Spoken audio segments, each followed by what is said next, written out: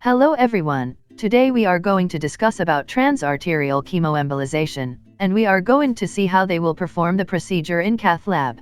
Okay, let's get start with some introduction. Transarterial chemoembolization is usually the first type of embolization, used for large liver cancers that cannot be treated with surgery or ablation.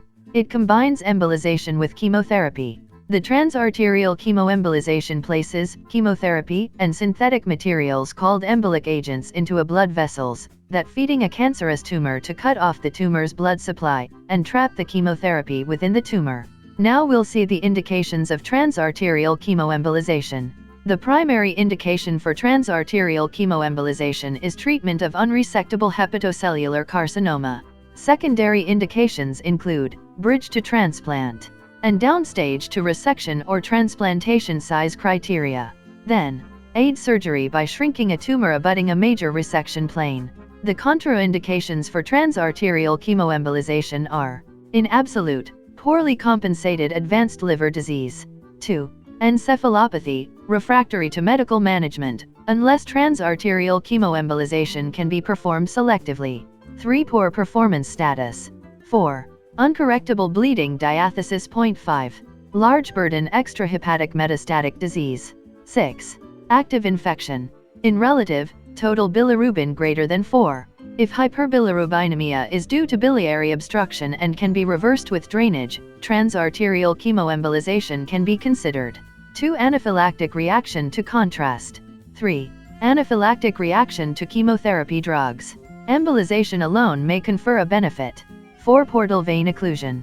Prior to the procedure, the patient preparation is very important. That includes clinic visit, during which the patient and often family is fully informed regarding the risks and benefits and reasonable expectation of therapy. 2. NPO status for at least 8 hours prior to sedation or anesthesia. 3. Intravenous hydration. Dehydration from NPO status, contrast load, chemotherapy nephrotoxicity, and possible tumor lysis syndrome increases the risk for acute renal injury. The final one is premedication. After preparing the patient is shifted to Cath lab for the further procedure. Now we'll see the procedure step by step. Prior to the procedure, for some patients, moderate sedation is adequate. After mild sedation, patient is sterilely draped for femoral access.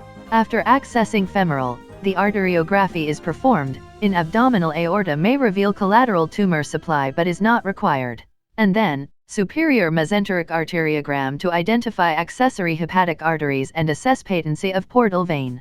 Then the celiac and hepatic arteriogram for treatment planning. After arteriography, they will place the catheter or coaxial microcatheter as distal as possible to minimize collateral liver injury but proximal enough.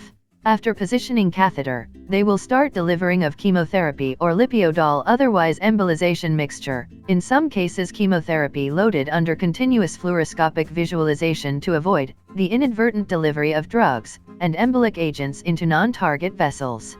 For conventional transarterial chemoembolization, a water in oil emulsion must be created, which means that the amount of lipiodol should be slightly greater than the chemotherapy drugs. In transarterial chemoembolization, the maximum amount of lipiodol should not exceed 15 to 20 ml, and the amount of lipiodol emulsion to be injected depends on the tumor size. If a visible shunt is identified between the hepatic artery and hepatic vein, or more commonly between the hepatic artery and portal vein, complete embolization of the shunt, using gelfa-am-pledgets, must be performed prior to the transarterial chemoembolization procedure.